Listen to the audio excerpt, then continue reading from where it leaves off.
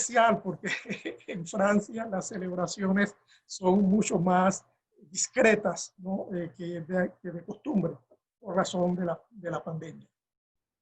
Bueno, como nota personal para los que nos están viendo, diré que cuando usted fue embajador en Francia, yo estaba en una época de mi vida donde tuve la gran fortuna de estar viajando muy frecuentemente a París, y ahí descubrimos que compartíamos este amor por Francia y todo lo francés, y que somos francófilos devotos. Y eso también ha dado lugar al placer de tener esta conversación con usted hoy.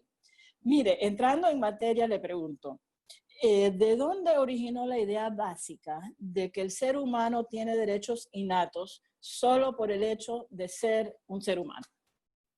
Sí, mira, en realidad las primeras declaraciones de derechos humanos surgieron en el seno de la civilización occidental de origen cristiano.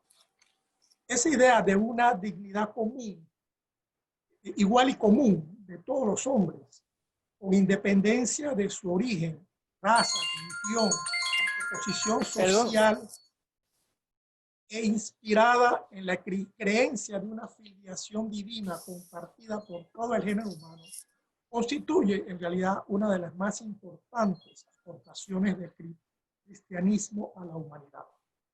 En ningún otro continente surgió esta idea, ni en el África, ni en Asia, ni en Latinoamérica. Se sostiene que el cristianismo ha constituido de tal forma un factor esencial en el nacimiento y la cristalización de la idea de los derechos humanos que surgen de los derechos naturales, que es una de las ideas fundamentales de esa teología cristiana. Ok, pero uno de los documentos de tremenda importancia en el desarrollo de los derechos humanos fue de la declaración que se firmó en Francia a inicios de la Revolución Francesa, la Declaración de los Derechos del Hombre y del Ciudadano. ¿Nos puede ubicar ese contexto histórico, por favor? Sí, cómo no. La Declaración de los Derechos del Hombre y del Ciudadano de 1789 es en realidad el resultado de un largo proceso de maduración. Destaca en la prehistoria de los derechos humanos, lo que se llama la prehistoria, ¿no? La gran Carta de las Libertades, o sea, la Carta Magna de 1215, mucho más tarde, el también inglés Bill of Rights, un siglo exactamente antes de la declaración esta de Francesa. Claro, eso era otro contexto, se refería más bien a las luchas entre la nobleza inglesa y el monarca. En este caso ya estamos en otra situación. Los antecedentes inmediatos de la Declaración del Hombre y del Ciudadano, de los derechos del hombre y del ciudadano, está en realidad en el pensamiento de Fenelón en la bisagra del siglo XVII al siglo XVIII y sobre todo en las ideas de la Ilustración, fundamentalmente de los filósofos como Montesquieu, Rousseau, Voltaire, Diderot y finalmente Condorcet. Bueno, de otros también, pero esos fueron los más importantes en este tema. Todo eso en realidad inspiró la Declaración de Derechos de los Colonos de Virginia en 1777. No es que los franceses se copiaron de los colonos, en realidad los colonos se alimentaron de esa fuente que era la Ilustración francesa, los grandes pensadores. Y hay que tener bien claro que en el siglo XVIII, en realidad, los libros en francés que se publicaban viajaban y se exportaban al Nuevo Mundo, a Norteamérica y a Sudamérica. La gente ilustrada de este continente recibía esos libros y tenía bibliotecas. En esas bibliotecas, los libros de ilustración ocupaban un lugar especial. Y vemos así que yo recuerdo en un documento, en una ocasión que encontré en el Archivo de Indias, del conde del Real Agrado, que pasa por Panamá como todos los que iban al Perú tenían que pasar por aquí. Y resultó que las autoridades que estaban en Panamá, que no tenían las luces, por supuesto, que podían tener las altas autoridades, del Virreinato de Nueva España en México o las del Perú, le querían confiscar la biblioteca porque tenía libros prohibidos. Todos eran libros prohibidos. Y después descubrí que oidores de la audiencia, altos virreyes, altos funcionarios en el Perú tenían bibliotecas con centenares de libros franceses. Eran los libros de ilustración. No eran libros de devoción, eran libros ilustrados que hasta estaban perseguidos en Francia y por supuesto en España. ¿Y por qué sucedió esto? Bueno, Francia en el siglo XVIII era el país más importante de Europa, era el más poblado. Tenía 27 millones de habitantes, la cuarta parte de la población europea vivía en Francia.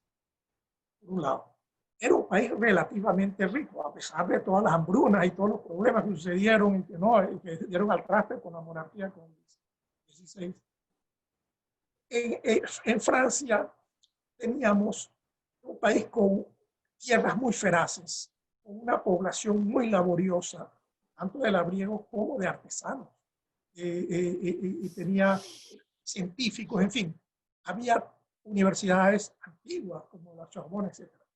Y tenía París, era la capital intelectual y cultural de Europa, quizá del mundo en ese momento. 750.000 habitantes. Allí era lo que se publicaba y el francés era la lengua franca entre todas las clases más ilustradas, más cultas, entre todas las cortes de Europa. Pero doctor, ¿no es también cierto que la Francia estaba en bancarrota, que el régimen de Luis XVI estaba en bancarrota en ese momento? Por supuesto, era el gobierno, pero no era el país. El país era tan rico que el problema fue que la administración de las finanzas públicas estaba muy mal hecha. El régimen quedó en bancarrota, pero no el país, hasta el punto de que muy poco tiempo después Napoleón tuvo los recursos para conquistar toda Europa. Eso lo hizo con los recursos del pueblo francés y con los soldados franceses, 1 millón de soldados fácilmente reclutados. Ok. Entonces, en ese momento, en 1789, se firma la Declaración de Derechos del Hombre y el Ciudadano, que básicamente hace que, en términos de entablar la importancia de derechos humanos para las, bueno, quiero decir, para la humanidad. Sí, no fue fácil. Primero tuvo un rechazo rotundo parte de la Iglesia Católica, una organización muy poderosa en esa época. Todavía lo es hoy, pero en aquella época era todavía muchísimo más poderosa. Cuando surgió como realidad política la versión francesa de los derechos del hombre, experimentó un fuerte rechazo por parte de la Iglesia Católica. En el marco de la radicalización entre los revolucionarios y la Iglesia Católica, surgió en realidad un agrio desencuentro entre la modernidad política y el catolicismo, cuya expresión fue muy rápidamente la fuerte condena pontificia de la Revolución Francesa y de la libertad de cultos, que era uno de los elementos fundamentales de los derechos humanos. Ellos querían que no se, es decir, tenían la misma actitud que tienen hoy las teocracias islámicas frente a los otros cultos. Estamos hablando de 1789. Entonces, la oposición al legítimo Estado laico y la libertad de conciencia que trajo en el siglo XX, terribles consecuencias, ¿no? Pensemos en todo lo que sucedió en Europa, en América, la guerra de los cristeros en México, hizo 250.000 víctimas a principios del siglo XX. Lo que sucedió en el siglo XIX, las luchas frontales entre liberales y conservadores en toda la América Latina, que tuvo aquí también consecuencias, ¿no? Y que trató de modernizar esas nuevas repúblicas, los estados nacientes que nacieron con una religión oficial de Estado, que era la católica. Pero los liberales que quería que todo se mantuviera igual, no quería ninguna competencia. Entonces los liberales, por supuesto, se oponían a la riqueza, al control social de la iglesia, hasta el punto de que el control social se ejercía mediante el registro civil, que era el registro parroquial. La iglesia se opuso rotundamente durante mucho tiempo, hasta principios del siglo XX, al que el Estado se hiciera cargo en realidad del registro civil. No quería que lo hiciera, porque no quería dejar el control de la gente. Y eso fue una de las grandes luchas en Ecuador, en Colombia, en México, en todas partes. Los líderes de la Revolución Francesa eran anti-iglesia también, anti-iglesia católica. Sí, eran anticlericales. Fundamentalmente eran anticlericales, estaban en contra de la opresión, de la tiranía, de la intolerancia.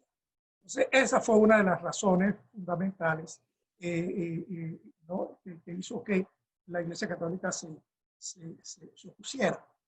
Pero también nosotros vemos que eso sucedió, por supuesto, en el siglo XVIII, a finales del siglo XVIII. Las luchas continuaron a lo largo del siglo XIX y en el siglo XX todavía hay lugares en donde no aquello. Pero nosotros vemos muchos otros estados de África y de Asia, especialmente de población mayoritaria de confesión islámica, que prohíben terminantemente, hasta con pena de muerte, la libertad de cultos. O sea que lo que sucedía hasta este extremo en el siglo XVIII, hoy lo vivimos en el siglo XXI en otros países. Otros, también sociedades mayoritarias islámicas, como la de Turquía, hasta hace poco, ¿no? Era mucho más tolerante, era un modelo de laicidad desde la revolución de los jóvenes turcos y Atatürk, ¿no? Y de tolerancia. Está en plena deriva integrista por el presidente Erdogan, que por cierto está cada día más decaído, no sabe qué hacer y ahora quiere convertir a Santa Sofía, que era un museo, que Atatürk, un museo, lo quiere convertir en mezquita de nuevo. Hay una gran oposición aún dentro de Turquía a esa idea. Pero en otros países, como Rusia, Estados Unidos, para mencionar importantes, y Brasil, hay poderosos grupos de influencia conservadores y religiosos que con la complicidad de las más altas autoridades, hablando de presidente Putin, Trump y Bolsonaro, tratan de limitar los derechos humanos de sus ciudadanos. Eso, yo creo que no estoy diciendo nada que no sepa todo el mundo y que lo vea todos los días en los periódicos y en la televisión. Yo creo que en Panamá estamos viviendo en la última década. Eso venía un poco desde antes, pero en la última década ha sido muy fuerte. Y en los últimos 5 años, bueno, enseguida, un peligroso deslizamiento hacia un Estado neoconfesional, que ni siquiera está en la Constitución, por supuesto, ni estuvo al principio de la creación de la República. La República de Panamá, cuando se crea, no tiene un concordato con la Santa Sede, como lo tenía Colombia, de donde surgió Panamá. Uno de los grandes problemas que tuvimos aquí fue el famoso concordato del presidente Rafael Núñez, en 1886, que libra a Colombia prácticamente a los curas, hasta el punto de que en Colombia no podía haber divorcio, porque los curas se oponían, hasta hace poco relativamente. Era tal el control social que querían tener, pero en Panamá los creadores de la República no cayeron en esa trampa y crearon un Estado laico. Esa es la verdad. Sin embargo, aquí hay una tendencia cada vez más a irnos hacia el otro extremo. No vemos, por ejemplo, cuando los representantes de cultos están en todas las ceremonias oficiales públicas, desde las más encumbradas hasta las más niñas, no tienen nada que hacer allí. Al contrario, la religión es un asunto personal, privado, eso no es un asunto oficial, ¿no? El Estado representa a todos los ciudadanos, no a un grupo especial, ni siquiera mayoritario. De manera que eso lo estamos viendo en Panamá. Y hemos visto sectores fundamentalistas de iglesias cristianas que se entrometen en asuntos en el ámbito, de, por ejemplo, de la salud pública y el respeto de las minorías. En Panamá estamos viviendo eso. Y eso es una cosa que en el siglo XVIII, a finales del siglo XVIII, fue uno de los puntos fundamentales de los derechos humanos. Y aquí no hay, así que frenos para evitar esa deriva cada vez más fuerte en la sociedad panameña. Un momento, doctor, porque me están diciendo uno de los que están en la audiencia que no se escucha bien. Tomemos un minuto para verificar si se está escuchando bien. Perdónenme, Carla, nuestra asistente tecnológica, ¿se escucha bien? ¿Se escucha mi voz, la del doctor? Sí, los escuchamos aquí perfectamente. Hubo alguien que escribió en el panel que no le podía leer muy bien los labios al doctor Jaén y por tanto no le escuchaba. Aquí las personas están comentando, se escucha muy bien, se escucha Algunos entrecortado. Comentan que se escucha bien y otros que se escucha entrecortado. Así que tratemos, doctor, de hablar yo diría despacito y mirando la cámara. Despacio aún. Sí, estoy tratando. Muchas gracias. Estoy viendo los comentarios de lo que ahí dice otra persona que se escucha entrecortado. No sé si el problema será mío o suyo o de la plataforma, pero seguiremos adelante tratando de que se entienda.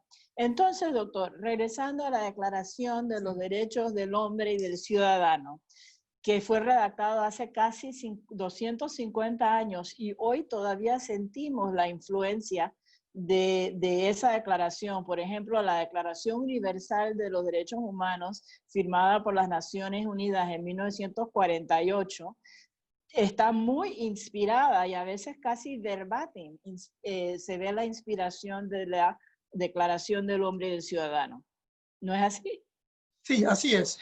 Bueno, la Declaración de los Derechos Humanos del Hombre, perdón, y del Ciudadano, adoptada por la Asamblea Nacional Constituyente en París el 26 de agosto de 1789, que fue redactada esencialmente por Nicolas Condorcet, dice desde el principio, en el artículo 1, el fin de la sociedad es la felicidad común.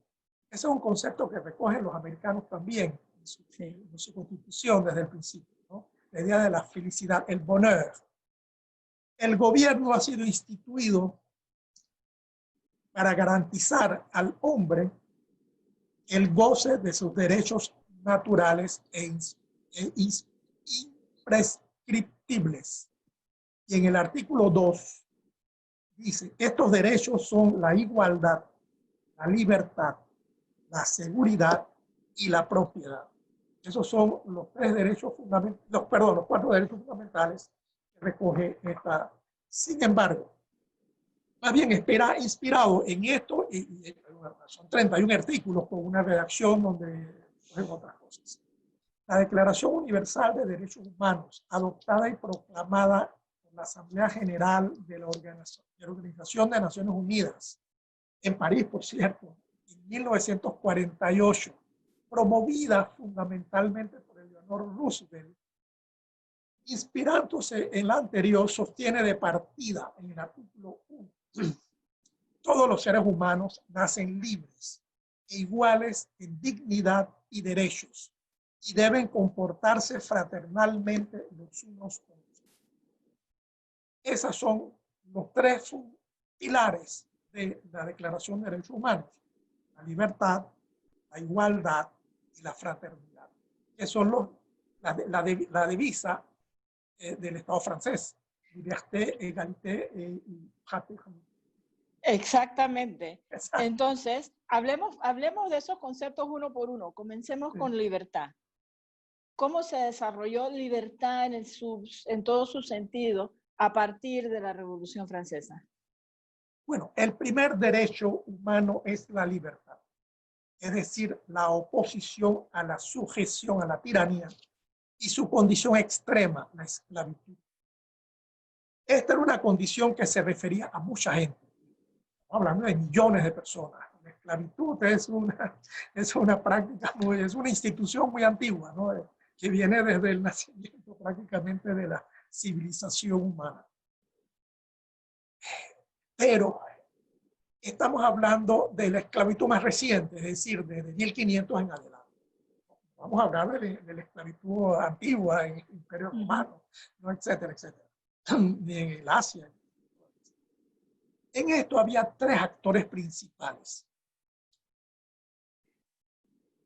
Primero, el africano. Los esclavos africanos eran hechos esclavos por otros africanos. Esa es la primera, ¿no? Ellos eran cazados por otros africanos. Esos africanos los vendían a unos intermediarios, que eran los agentes de la trata negrera. Esos agentes estaban en dos sectores. Uno, los que iban para el mundo occidental, y otros los que iban para el mundo occidental. Generalmente nadie habla de eso, solamente se habla de los que iban al mundo occidental, pero no eran la mayoría, iban hacia los países musulmanes, no hacia el mundo cristiano. Entonces, los que iban para el mundo occidental iban gracias a los agentes que eran gente de Portugal, de Inglaterra, eran empresas, fundamentalmente, ¿no?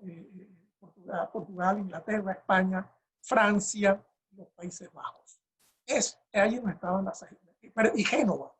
Italia no, porque Italia no existía, era sobre todo los genoveses, ¿no? Que tuvieron hasta un asiento en Panamá la Vieja, la casa de los genoveses, estaba detrás de la catedral. De manera que eso, lo que iban hacia el occidente, hacia el occidente. Estamos hablando de aproximadamente en 4 siglos de 12 millones de esclavos. Sin embargo, hacia el oriente vendieron 17 millones de esclavos africanos que iban hacia el Océano Índico y hacia el Mediterráneo, es decir, las tierras de Barbería, lo que se llama la Berbería. La Berbería era el África del Norte, ¿no? Donde estaban pequeños reinos, principados islámicos que estaban sometidos, por lo menos nominalmente, al Imperio Otomano. Reconocían pues, la soberanía del Imperio Otomano, pero eran muy libres. Pero resulta que en estos reinos otomanos, otomanos y musulmanes, de Argelia, de Túnez, de Marruecos, ¿no? Rabat, Argel, Túnez, se habían constituido también por sus jefes, ¿no? Esos príncipes, empresas de piratería. Desde 1500 a 1800 aproximadamente, 200 y piquito, esta gente iba a cazar esclavos blancos europeos. Y se cuenta en más de 1,4 millones, quizás 1,5 millones de esclavos africanos, blancos europeos que los llevaban, y de ellos la mayoría quedaban siendo esclavos y la minoría era rescatada. Entonces se pagaba un rescate. Las familias y los estados pagaban un rescate. Uno de los más famosos cautivos fue Miguel de Cervantes, ¿no? Que estuvo en Argel, y fue rescatado y se pagaba por eso.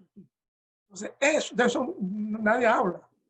Pero hubo todavía más importante fueron los esclavos que venían de Ucrania y de Rusia, de los Balcanes. Se calcula que aproximadamente 2,5 millones de esclavos tomados por el gobierno del sultán otomano, ¿no? Que los cogían y se los llevaban a Estambul y las tierras del sultán de la Sublime Puerta, ¿no? que era el Estado otomano, hasta 1700. Eso fue lo que sucedió en la esclavitud. Y por supuesto, toda esta enorme esclavitud, la esclavitud occidental fundamentalmente y la esclavitud oriental, ¿no? de los musulmanes, fue lo que motivó igualmente a los pensadores del siglo XVIII que vivían todo aquello a oponerse radicalmente a la esclavitud. Pero entonces, regresando a Francia, tenemos que ver que la esclavitud en Francia era importante en las Antillas francesas. Francia tenía unas posesiones muy importantes, que eran Saint-Domingue, que era Santo Domingo, que en realidad es Haití, el actual Haití, y Martinica y Guadalupe. Y en esas islas había desarrollado una economía de plantación muy intensiva, mano de obra, que cultiva caña de azúcar para producir azúcar. Quizás la mitad del azúcar que se producía en el mundo se producía allí. Era un negocio inmenso. Casi la mitad del negocio, del comercio exterior de Francia era con esas Antillas. De manera que producían una riqueza enorme. Y por eso eran tan importantes. Resulta que una densidad enorme en esas islitas, ¿no? Había 750.000 esclavos negros en esas islas francesas, de los cuales 550.000 en Haití, en lo que es Haití hoy en día, y 160, 170.000, más o menos por igual, entre Guadalupe y Martinica, que son dos islas muy pequeñas que yo he visitado. Entonces, ¿qué sucede? Para que ejecutar de manera concreta este principio de libertad, la revolución llega a abolir la esclavitud en los dominios franceses en Santo Domingo en 1700. Es decir, en Haití. No se oye. Sí, en Haití. Sí. Pero Napoleón la restablece en 1802. Restablece la esclavitud. O sea que la abolición aquella fue temporal. Muy poco tiempo. De 1793 a 1802. Es decir, 9 años después, Napoleón restablece la esclavitud. Y aquello provocó, por supuesto, un sismo, un terremoto en Haití, y fundamentalmente en Haití, que llevó a la insurrección de los negros de Haití por Toussaint Louverture, y llegan ellos a vencer hasta las tropas francesas del general Leclerc. Fue lo que resulta, eso fue muy complejo, toda esta lucha. Y al final crean la República de Haití. En fin, el Estado haitiano, que fue el primero de toda Latinoamérica que se independiza. Y además es una república negra. Crearon un imperio, Christophe, pero eso fue muy temporal, muy pasajero, efímero, y en realidad lo que quedó fue la república que impone una serie de novedades, ¿no? Como el registro civil laico, ¿no? Y primero de todo el continente fueron ellos. Increíble. 50 años que en México o en otros lugares de Latinoamérica, ¿no? Que fue mucho más duro porque la iglesia se oponía rotundamente. De manera que la trata, mientras tanto, ¿qué está pasando? Todas esas ideas de libertad, ¿no? De terminar con la esclavitud, era el símbolo más fuerte, ¿no? De la opresión, de la tiranía, era el hombre esclavo. Por supuesto. Se difunde por toda Latinoamérica. Y en 1821 comienza a terminarse la esclavitud. Es abolida a mediados del siglo XIX, por ejemplo, en Estados Unidos en 1865, mucho más tarde. Hubo una trata muy grande en el siglo XIX, de esclavos africanos hacia Estados Unidos, mientras que ya se había terminado en esta parte del mundo. Hubo una enorme también corriente de trata de esclavos africanos hacia Brasil, que tiene la abolición de la esclavitud en Brasil es en 1888, ¿no? Es mucho más ¿Y en Panamá, doctor? ¿Cuándo se terminó la esclavitud en Panamá? Bueno, terminamos en Puerto Rico en 1873, y mucha gente, estamos hablando de 30.000 esclavos que quedan libres en 1870. Puerto Rico pertenece a España todavía. Y en Cuba en 1886. Cuba fue de los últimos. Por eso esas sociedades, la brasileña y la cubana, tienen una marca, una imprenta cultural tan fuerte, ¿no? con todas las orillas y todas estas cosas, ¿no? Los cultos africanos, que no los vemos en esta parte del mundo. ¿Por qué? Porque la trata aquí había terminado mucho antes. En Panamá prácticamente la trata termina a finales del siglo XVIII. Ya el negocio... ¿A finales del siglo? No lo XVIII. 1795, 96, por allá son los últimos barcos negreros que llegan a Portobelo. El negocio ya aparentemente no tenía suficientes compradores. Panamá fue muy importante porque era el lugar, el mercado de esclavos para toda la costa del Pacífico, desde, por lo menos desde Centroamérica hasta Sudamérica. Todos los esclavos que se compraban para allí pasaban por Panamá. Entre el siglo XVII y XVIII yo he calculado que por aquí pasaron 100.000 esclavos, menos. Más ¿Cuántos esclavos? 100.000. ¿No? 100.000. Sí, como 100.000. Más los que se quedaban, digo, entre ellos están los que se quedaban en Panamá, pero Panamá era demasiado pequeño. Aquí no se quedaba sino una minoría. La gran mayoría seguía. Y se termina la trata de manera ya natural. En el siglo XVIII la trata era un negocio enorme. Era como la zona libre hoy.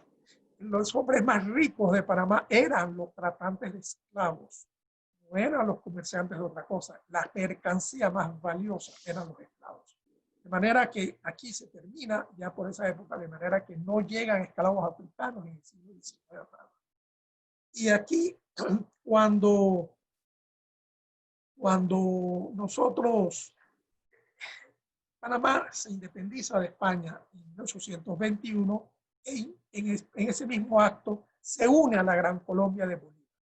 Y en la Gran Colombia, el ideal de la Revolución Francesa, estos ideales del derecho del hombre y del ciudadano, uno de ellos fue el de abolir la esclavitud. Y fue lo que hizo Bolívar, el presidente Bolívar, Simón Bolívar, en 1821, adopta la ley de libertad de vientres. Significa que se prohíbe la trata, que ya casi no existía, y todo niño nace esclavo, pero hijo de esclava nace libre. Si toda mujer esclava alumbra a niños libres. Era un asunto de tiempo. Mientras fueran muriendo los esclavos que existían, se iba a terminar la esclavitud en el tiempo, naturalmente. Sin embargo, se adelantó. Bueno, y mientras tanto, también en esa época, ¿qué se hizo? Los ideales estos de la abolición eran tan fuertes que en la burguesía panameña, en todas las de Sudamérica también, de Lima, de Guayaquil, etc., se creaban sociedades para liberar, para comprar la libertad de esclavos. Eso sucedió. ¿Y quiénes eran? La gente que tenía dinero, por supuesto. Era el sector liberal de la burguesía, que era mayoritario. En esta área del mundo la burguesía no era conservadora, era liberal. Esa es la verdad. En Guayaquil, en Panamá. En México no, en México era conservadora. Pero en toda esta área sí era liberal. En Nicaragua era liberal. Y eso fue lo que sucedió en esta parte del mundo. Nosotros, al final, el 1 de enero de 1852, se declaró la abolición definitiva de la esclavitud en Colombia y en consecuencia en Panamá. Panamá formaba parte de Colombia. En ese momento se fueron a liberar en Panamá, si acaso 1.000 y piquillo de esclavos, eso era todo lo que quedaba, y era gente ya mayor que seguía viviendo en las casas donde estaba, porque lo más importante de la esclavitud en esta área no era la esclavitud como en las Antillas francesas, que era la esclavitud para producir, ¿no? en las plantaciones. Aquí era sobre todo una esclavitud doméstica. Era un símbolo de estatus tener esclavos en la casa, y eso era lo que hacían las servidumbres en las casas. Eso, bueno, hubo pequeños negocios, el que más tenía era 40, 50 esclavos. Fundamentalmente los jesuitas, creo que tenían un tapiche cerca del Río Grande y tenía ahí 40 esclavos, más o menos 40 y pico. Pero en general era esclavitud doméstica personal. Sin embargo, en toda esta parte del mundo se termina, pero en otros lugares continúa la esclavitud vigente por largo tiempo, todo el siglo XIX y parte del siglo XX. Impresionante. La esclavitud va a estar abolida en Mauritania, creo que por el año 1930 y pico, algo así. Y en otros lugares no ha cesado la esclavitud. Si eso es lo peor, no ha cesado. Los grupos islámicos más radicales, como Boko Haram en Nigeria, Abu Sayyaf en Filipinas y el Daesh en Siria e Irak, ellos practican la esclavitud aún en el siglo XXI. El sujeto privilegiado de esa esclavitud son mujeres y niñas que son esclavas sexuales de los combatientes islámicos. Pero no son los únicos. En el África continúa la esclavitud. Claro, no mayoritaria, muy minoritaria, pero el África es enorme. De manera que todavía hay muchos lugares donde la gente las mantiene en un estado de esclavitud. Y se dice, algunos dicen que hasta en la India, el sistema de castas, los intocables, los tratan como si fueran esclavos, a pesar de que legalmente no se puede hacer. Sí. En el museo tenemos una sección sobre esclavitud moderna, sí, que tiene que ver con el tráfico de mujeres y niñas para servicio sexual, sí, pero también para usar de mano de obra barata, es decir, esclavizada, para un montón de proyectos de construcción y de minería y de cosas, sí, y de lo que se llama en inglés indentured servitude, ¿no? Sí. En todas partes del mundo, y se estima que pudieran ser hasta 40 millones de personas en esclavitud moderna, se llama eso. Pero para no desviarnos mucho, primero que todo, hay una persona que preguntó si al final tendremos sesión de preguntas, y anticipamos sí tenerla, y que ojalá no se nos acabe el tiempo. Pero quería, además de la libertad, hablando de libertad en términos de esclavitud o no esclavitud, de libertad como concepto político, como oposición a tiranía, ¿cómo se desarrolló esa parte de la libertad? Claro. Bueno, uno de los elementos fundamentales de la libertad es la lucha contra la tiranía. La esclavitud fue uno, pero la lucha contra la tiranía para los franceses en esa época era más importante, porque la esclavitud para ellos estaba lejos, estaba en las Antillas, ¿no? Los berberiscos que todavía estaban cazando gente en todo el litoral del Mediterráneo de Francia, pero esos iban hasta el Mar del Norte. Bueno, en todos los pueblos en realidad existía, la mayoría de los pueblos estaban sometidos a las tiranías, a la opresión, ¿no? de poderosos, de reyes, de príncipes. La Revolución Francesa en realidad trata de hacer, pero caen también en el mismo error, se puede decir, en los crímenes. El terror guillotinó en unos meses, guillotinó a más de 40.000 personas en Francia, ¿no? Pero doctor, yo leí ayer 160.000 personas murieron ejecutadas o murieron en prisión sí, durante el terror. Guillotinado por sí, que la guillotina se inventó durante esa época de la revolución. Claro. Y si nos desviáramos por hablar del terror, ahí sí se nos acaba el tiempo. Eso queda para otro día, pero bueno. Pero bueno, tiranos de todo tipo e ideología impusieron sus métodos y su poder en Europa, en África, en Asia y en América Latina. Los extremos de derecha o de izquierda rivalizaron en sus regímenes impuestos por el miedo y el terror. Aquí en América, eso lo vivimos en el siglo XX, ¿no? En muchos lugares, en Venezuela hubo estos dictadores terribles. En el Caribe, en República Dominicana, los Trujillo, en Haití, bueno, en Nicaragua, los Somoza, en Argentina, en Brasil, en Chile, ¿no? Y en Cuba, pues, los Castro, pero antes Batista. De manera que prosperaron esas tiranías, todavía algunas persisten hoy. Los peores, en realidad, han instaurado yo diría, dictaduras de partido único, totalitarias, son las peores, porque esas tratan de, primero, arruinan el país, completamente. Los que se han instalado en América Latina han arruinado totalmente el país y a sus sociedades, han obligado a millones de personas a emigrar hasta el siglo XXI. Hemos visto 5 millones de venezolanos que han tenido que huir, ¿no? De la opresión, de la miseria, de la falta de libertad. De manera que esa lucha contra la tiranía no ha terminado en esta parte del mundo. Sigue presente, sigue vigente, fuertemente vigente. Eso es una realidad de la cual no podemos escapar. Pero también desde mediados del siglo XIX hasta el siglo XX, las potencias europeas que colonizaron físicamente, ¿no?, el África, parte de Asia, y América Latina no, porque América Latina había sido colonizada por España y se había independizado ya casi todas, excepto Cuba y Puerto Rico, que llegan hasta 1898 con la guerra de Cuba, hispano-cubana, ¿no? Pero entonces en el siglo XX, ¿qué es lo que se crea? Ya no la colonización pura y dura, física, en esta parte del mundo, sino el protectorado. ¿Y qué es la potencia principal que hace? La única, la que hace es Estados Unidos, ¿no?, que crea el protectorado en Cuba, ¿no?, se convierte en un protectorado, en la plata, lo sabemos.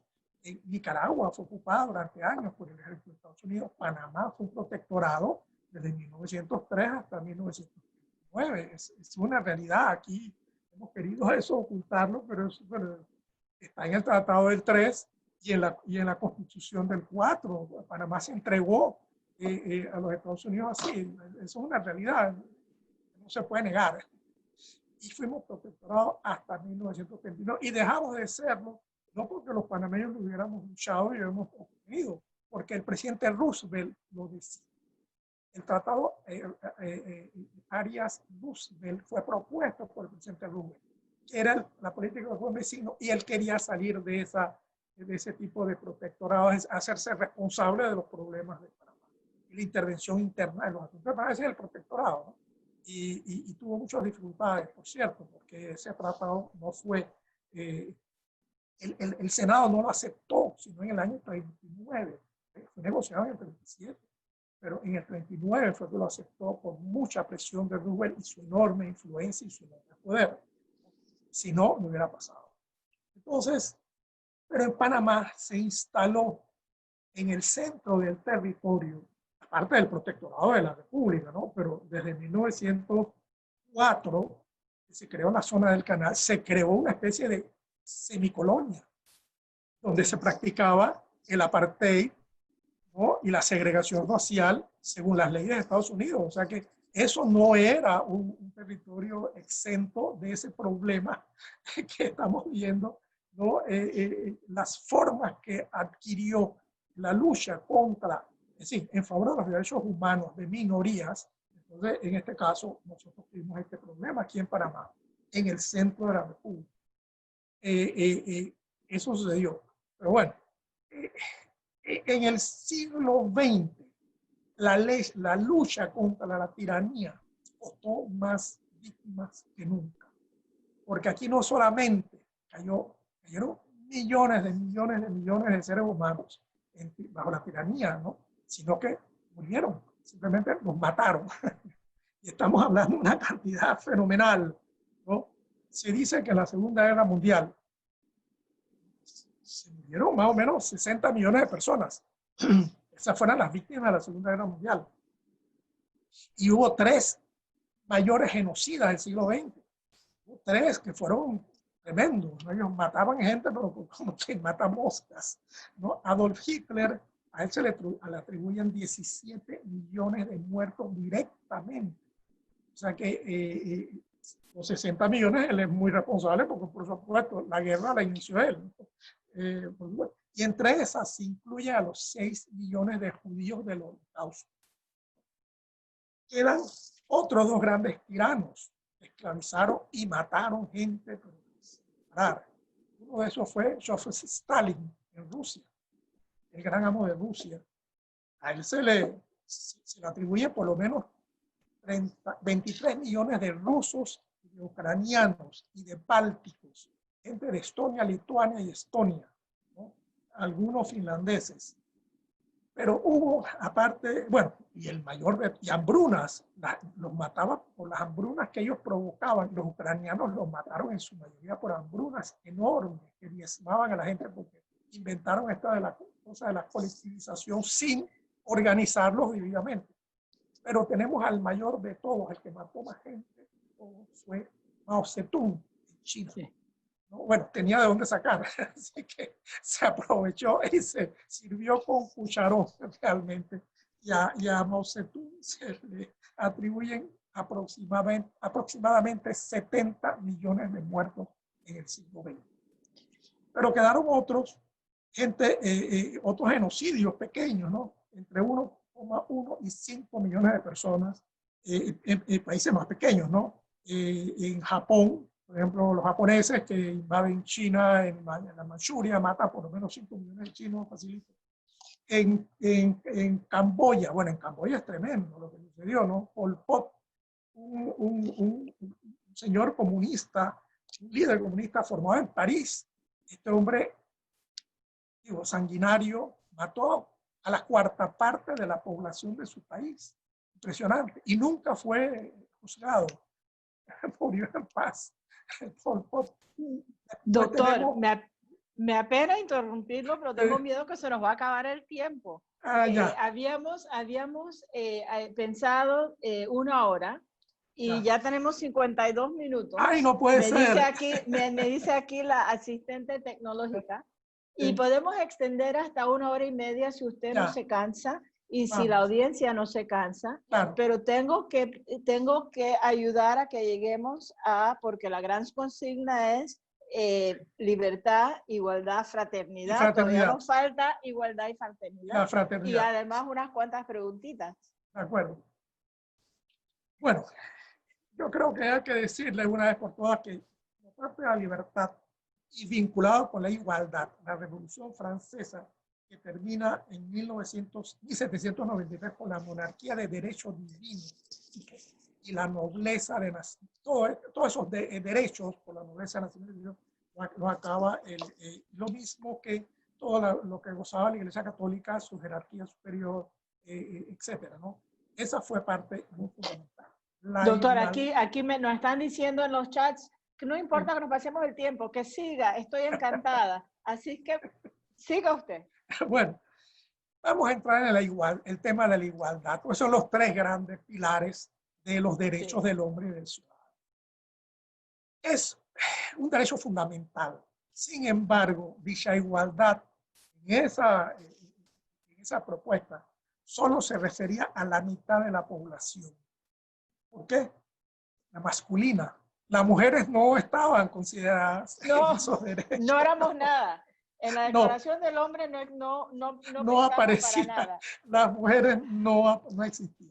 Entonces, una militante revolucionaria francesa, escritora, feminista, ¿no? Y promotora de la abolición de la esclavitud, Olympia Olympe, ¿no? de Gouges, propuso a la Asamblea Nacional en 1791 en París la Declaración de los Derechos de la Mujer y de la Ciudadana. Fue rechazada y ella terminó guillotinada en 1793. Tomen notas, queridas hermanas. Terminó en la guillotina por proponer igualdad de género. Y era también muy revolucionaria en otras cosas, pero terminó en la guillotina. Terminó en la guillotina. Esa lucha de la mujer por la aceptación de los plenos derechos de la mujer fue tremenda. El primero es el derecho de votar y ser elegida, ¿no? Por supuesto, el derecho político por excelencia. El primer estado donde se logra fue en Finlandia en 1906. Y el último en Arabia Saudita en 2015, es decir, ayer, y solo para elecciones locales.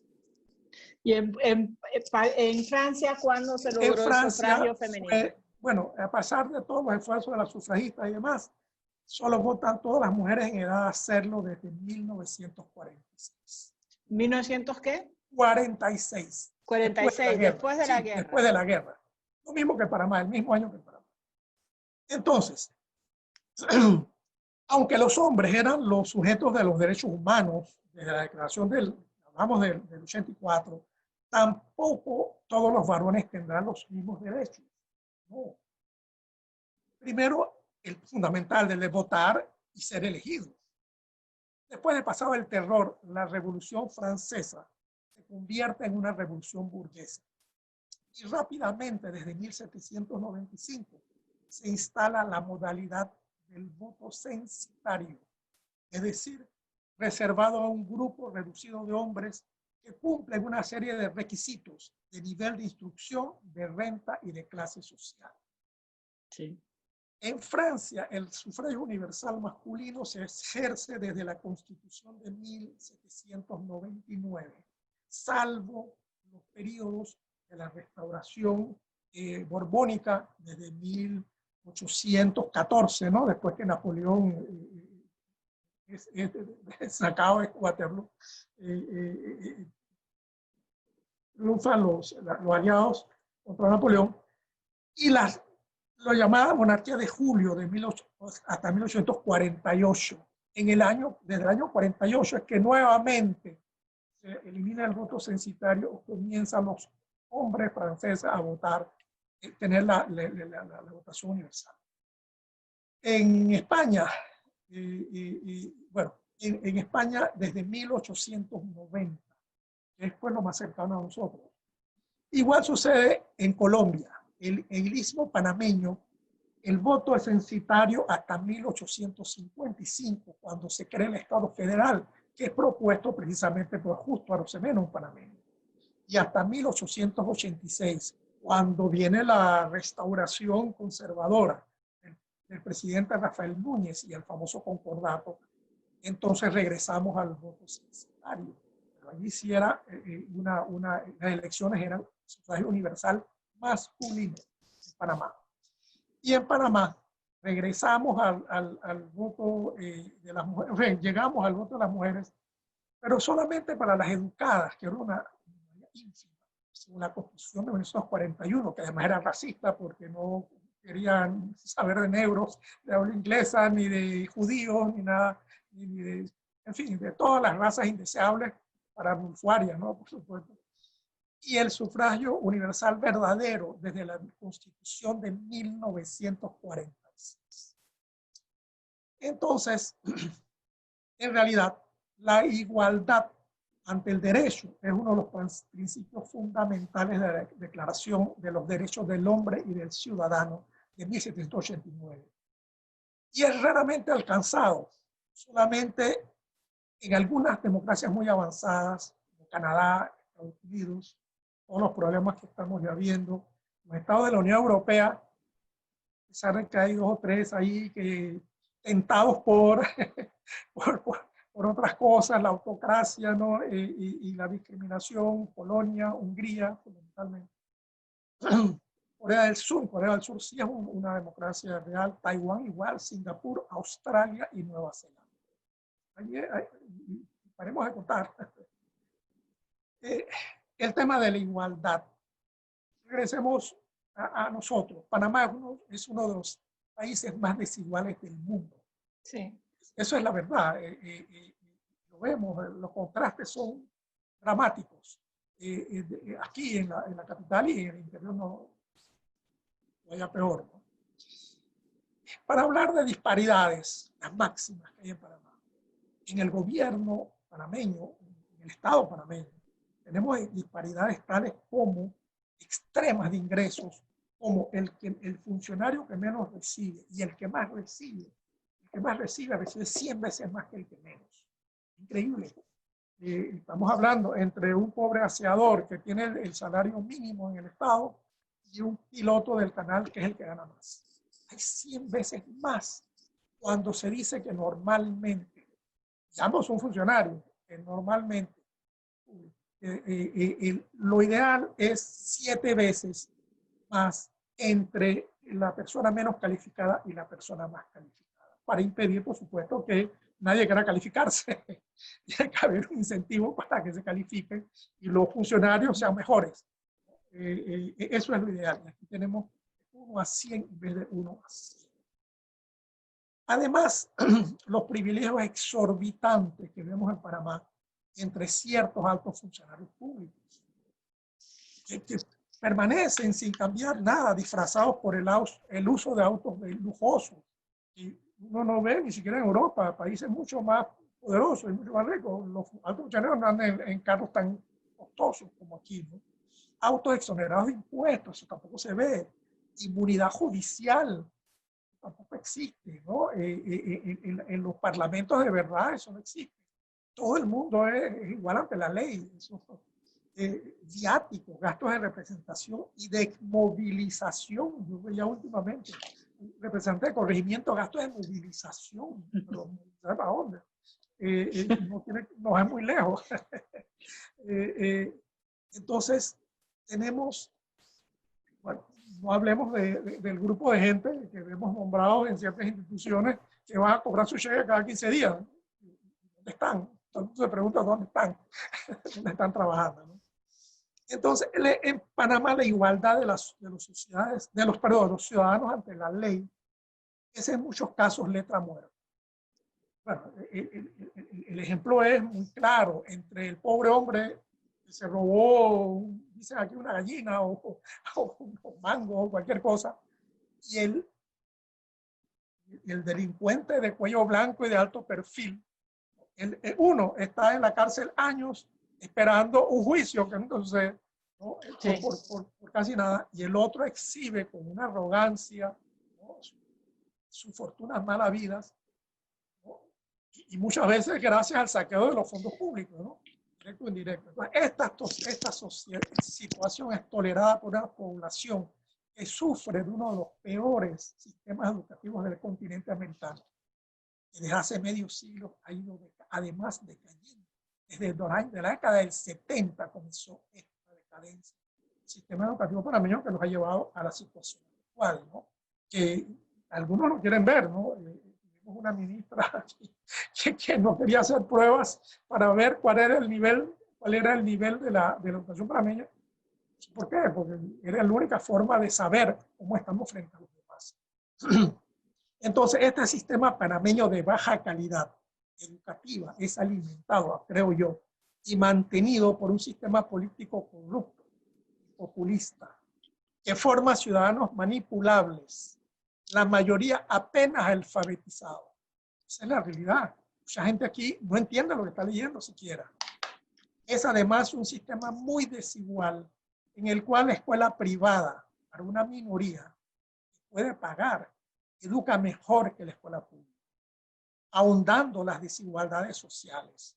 De tal forma, la solución a largo plazo de esta inequidad está en elevar la calidad de la educación y a corto plazo eliminar la corrupción pública tan extendida y aceptada por una población con mentalidad que prefiere los mitos y supersticiones a la razón y a la ciencia, y que dice con ingenuidad apabullante, ¿no? Robó pero hizo. Increíble, porque le robaron a ellos. Se le robaron su posibilidad de tener una mejor educación y una mejor salud. Un saco de arroz y un poco de hoja de zinc no sustituye ni remotamente lo que le quitaron. Y entonces, por supuesto, eso es una mentalidad atrasada y pobre educación. Esa mentalidad atrasada y la pobre educación se retroalimenta, por supuesto. Y no favorecen para nada el principio de la solidaridad. Entonces aquí llegamos al tema tercero, ¿no? De la Declaración de los Derechos del Hombre y del Ciudadano, la fraternidad. Sí. ¿Qué es la fraternidad? Es un concepto que alude a la solidaridad para con los más humildes y vulnerables, es decir, el 90% de la población. No nos engañemos, esa es la realidad. Hay gente que me dice, pero si están gordos, deben estar muy bien nutridos, y están en el campo cultivando sus cosas y tienen su comida. Gente que vive, por supuesto, con un ingreso 100 veces superior a esa gente pobre. Existe de manera muy diversa en el resto de la comunidad internacional. Esta fraternidad desaparece en Francia después del periodo del terror y reaparece a mediados del siglo XIX para afianzarse en el siglo XX. Hoy en día en Francia sí existe todo un sistema de fraternidad, de ayuda, ¿no? De ayudas estatales. El seguro del desempleo en este momento es la demostración más, ¿no?, más actual de ese sistema, no solamente en Francia, en Europa en general, ¿no? La gente que ha dejado de trabajar por la pandemia está recibiendo un seguro de desempleo, dinero menos que su sueldo, pero recibe suficiente para mantenerse vivo. En Panamá, nosotros vemos que la fraternidad, no solamente para en el mundo entero, debe compensar los déficits del igualitarismo. Y es el antídoto contra el individualismo exacerbado, la desconfianza y la falta de cooperación. Prospera mejor en una sociedad de confianza, que no es exactamente la nuestra. Esta no es una sociedad de confianza, es todo lo contrario, es una sociedad de desconfianza. Cuando lleguemos a la sociedad de confianza, entonces tendremos una sociedad desarrollada. La Declaración Universal de los Derechos Humanos de 1948 se refiere a la universalización de la libertad. Sí. Fue adoptada por 48 estados con 8 abstenciones, entre las cuales la Unión Soviética y sus satélites, bajo el yugo de la dictadura llamada del proletariado. Por supuesto, no podían aceptar los principios de esa declaración, fundamentalmente el de la libertad. Arabia Saudita también se abstuvo. Es una auténtica teocracia islámica, y África del Sur, bajo una tiranía blanca que practicaba el apartheid y el racismo legal. Esos países se obstruyeron, fueron los principales. Hoy podríamos añadir fácilmente a Irán, que es una teocracia islámica, Pakistán y Bangladesh, estados confesionales islámicos que no aceptan la libertad de culto, exceptuando el musulmán, por supuesto, y tampoco respetan los derechos de las mujeres y las minorías. Ahí no se respetan esos derechos. En esos países reúnen centenares de millones de personas, ¿no? En Panamá, la fraternidad es un principio apenas practicado, que se exhibe en unos teletones que tratan de compensar las grandes carencias estatales, de tranquilizar algunas almas caritativas y de cumplir cuotas de responsabilidad social empresarial.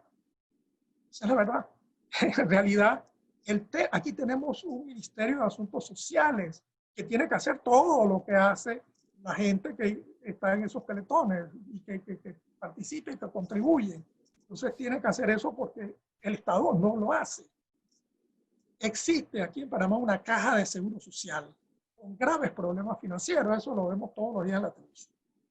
Por décadas, botín de la politiquería corrupta, cuyo resultado es una frondosa burocracia en parte inútil, yo diría peor, que obstaculiza a los que sí trabajan bien.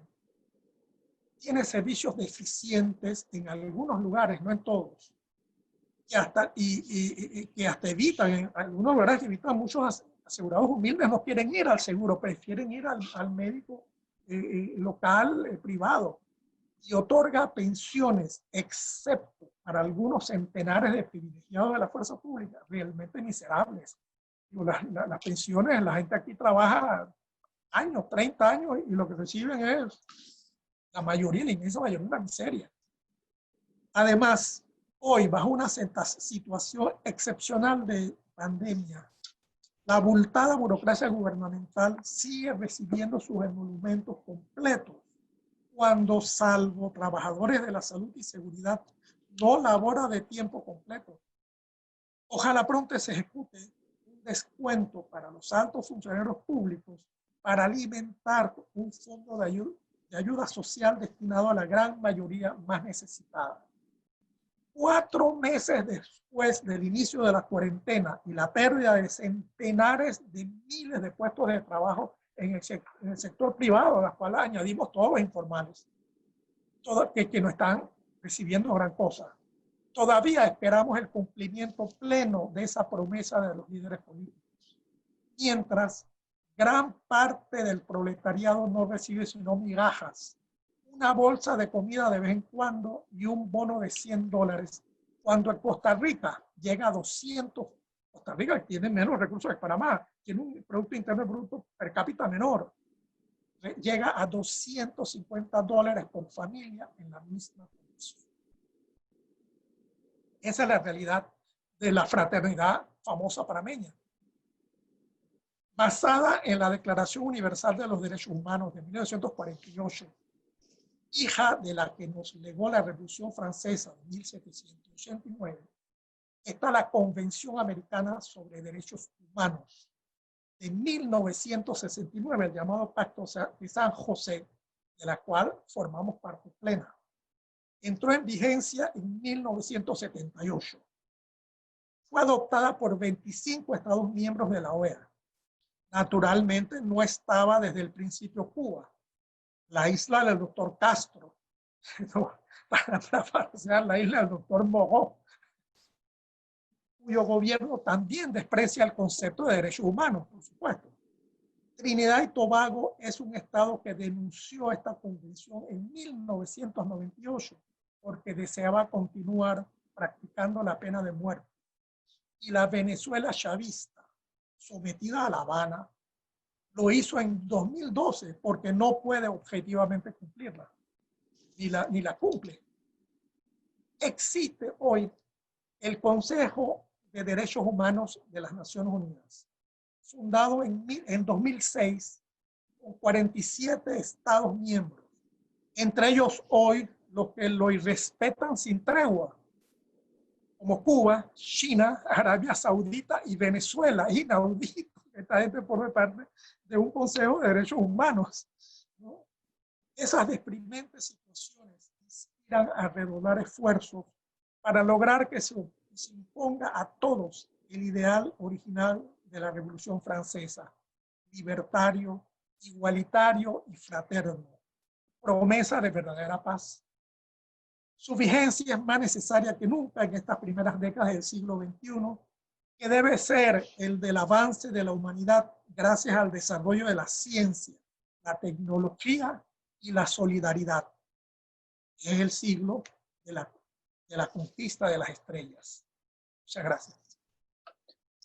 Wow, doctor Jaén.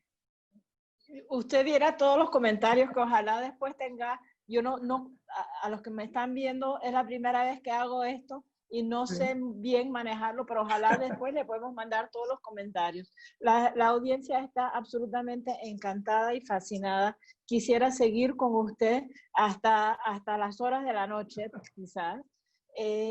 Y hemos quedado, y yo, que ya sabía algo de lo que usted iba a decir, he quedado enteramente speechless de la lección que usted nos ha dado de historia, de filosofía, de pensar conceptualmente y con tantos señalamientos sobre lo que es el Panamá actual y el mundo actual. No nos quedamos para nada en una historia polvorienta de la Revolución Francesa. Hemos aterrizado en el hoy. Pero, y tenemos tal vez, si continuamos hora y media, que era lo que me dicen aquí, tecnológicamente es posible, nos quedan 15 minutos. Así que para no desperdiciarlo, vamos a unas preguntas de las muchas que han entrado. Sí. Por ejemplo, una persona pregunta, ¿por qué estima usted que pensadores grandes de la Revolución Francesa como Rousseau y Diderot, mencionó otros, tenían tan pobre opinión de los derechos de la mujer y los derechos de igualdad de la mujer? Bueno, no todos estaban en contra de los derechos de la mujer, ¿no? Por ejemplo, Condorcet, el proponente, ¿no? el marqués de Condorcet era un noble que estaba en la asamblea, formaba parte de la asamblea, era un filósofo, un matemático y político. Un libro, creo que sobre cálculo infinitesimal, ¿no? Pero cálculo integral. Este hombre estaba a favor de los derechos de las mujeres. El problema es que en la mayoría de la asamblea no lo estaba. La asamblea constituyente francesa se puso. Y él terminó con Condorcet, después de ser un hombre avanzado, un hombre de inteligencia fenomenal, de una cultura vastísima, terminó en la prisión y murió. Sí. Dicen que se suicidó, pero no, yo creo que, bueno, dicen que se murió de enfisema, pero otros que se suicidó, pero murió en prisión. Quizás estaba en camino a la guillotina como Olimpia de Bush. posiblemente. Bueno, y era cuestión de contexto también, porque igual en Estados Unidos, los documentos de Estados Unidos, la Constitución, por ejemplo, no, y la Declaración de Independencia se refería al hombre como literalmente hombre, no incluía a las mujeres. Entonces, bueno, entonces otra pregunta, ¿por qué hubo retroceso en la definición de derechos durante el Código Napoleónico? Pero ahí yo agregaría también que, bueno, después de todo, la Revolución Francesa terminó en la dictadura de Napoleón. Sí. ¿Cómo explica eso? Bueno, las mentalidades no cambian de un día para otro. En Francia había 27 millones de habitantes, más de 27 millones de habitantes. La inmensa mayoría, esa gente en realidad estaba sometida a 1000 años de monarquía. ¿No? O sea, que no que de un día para el otro se convirtieron en republicanos furiosos. No. Y Napoleón lo entendió mejor que nadie. Era un genio, ¿no? Y él se convirtió en emperador de los franceses porque él sintió que eso era lo que querían los franceses. Querían un presidente de la República, querían un rey. Entonces él se convirtió, como no era de ninguna estirpe real, se inventó su imperio para cumplir en el fondo con ese deseo profundo de ese pueblo acostumbrado durante 1000 años a la monarquía. Creo que esa es la explicación en 2 palabras. Por supuesto, la explicación es muchísimo más compleja, como son todos esos fenómenos sociales e históricos, ¿no? Hagamos otra sesión un día sobre eso, doctor. Hoy publicó usted una columna de opinión en La Estrella, en el diario La Estrella, donde habla de la necesidad de una ley de cultura, y como nosotros somos museo, se me ocurre, me sugiere una persona que nos escucha, preguntarle cómo ve usted la posibilidad de participación de ONGs del sector no gubernamental en la ley de cultura. Bueno, yo en realidad, esta es la base de la exposición de motivos de ese proyecto de ley que hace 26 años preparó don Jorge Fábrega Ponce, un muy ilustre jurista panameño, un hombre excepcional, que por supuesto nadie nos hizo caso. Él me pidió que preparara. Entonces yo tomé esa exposición de motivos que es conceptual para tratar de actualizarla y enviar un mensaje didáctico, porque el tema puede ser uno, para ver si los diputados que van a discutir esta ley, ¿no? Tienen por lo menos una opinión, ¿no? Una opinión que es la mía, una humilde opinión.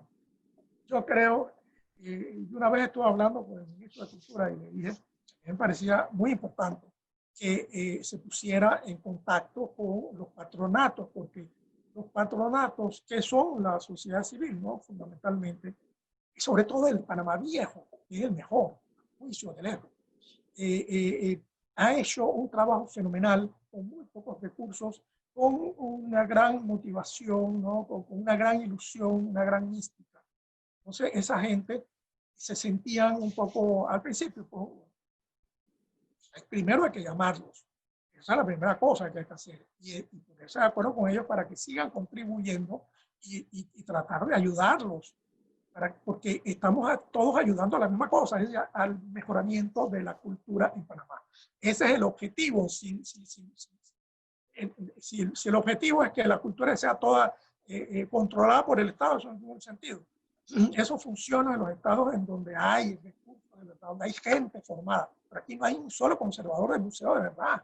Eso no existe, ni ha existido. Entonces, en Francia usted puede tener una museo de cultura totalmente estatal, porque tienen todo un tremendo grupo de funcionarios, todos reclutados por concurso, que han hecho los mayores, en fin, los estudios más profundos en todos los temas. Y nadie está por favoritismo de ninguna clase, mucho menos por política. Aquí eso no existe. Tenemos que ver la realidad panameña. La realidad panameña es esta. Entonces vamos a aprovechar a la gente, a la mejor gente, para que ayude a mejorar la cultura de Panamá. Entonces tiene que ser híbrido. El Estado, por un lado, y por otro lado, la sociedad civil. Eso es lo que yo creo para este país. Una pregunta más tenemos. Esto, a pesar de todo lo que se ha hecho para, después del Holocausto y con la Declaración Universal de Derechos Humanos y todo el esfuerzo y el legado de la Revolución Francesa, sigue dándose genocidios, atropellos, crímenes masivos. ¿Cómo explica usted eso y qué podemos hacer? Bueno, porque la tiranía es lo que siempre se ha puesto y siempre ha prosperado más, ¿no? Cuando tenemos la Organización de Naciones Unidas, que debió ser, tenemos un Consejo de Derechos Humanos, donde están los peores perpetradores de crímenes contra los derechos humanos, entonces hay un problema grave. Tenemos una sociedad, una comunidad internacional donde hay de todo, desde lo mejor hasta lo peor, pero aparentemente al final es el número, ¿no? No se impone muchas veces. Y en sociedades que nos parecían muy avanzadas, vemos que toman decisiones que son terribles, es más en contra de ellos mismos.